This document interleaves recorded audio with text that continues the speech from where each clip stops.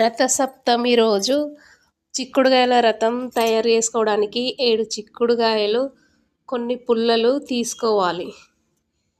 రెండు వైపులా చిక్కుడుగాయ పెట్టి రెండు వైపులా పుల్లతో ఇలా పెట్టాలి. చిక్కుడుగాయలకి పుల్లలు 4 వైపులా ఇలా గుచ్చుకొని ఇలా పెట్టుకొని పైన 3 చిక్కుడుగాయలు గోపురంలాగా పెట్టుకోవాలి.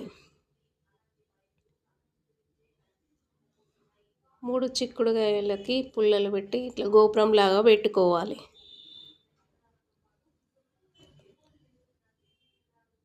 తర్వాత గంధం, కుంకుమ అద్దుకోవాలి.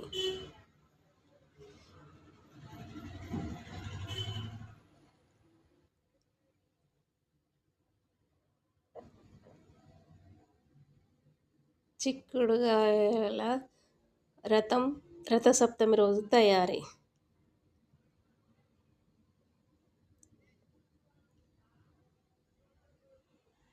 బాగుంది కదా చిక్కుడుగాయల రథం.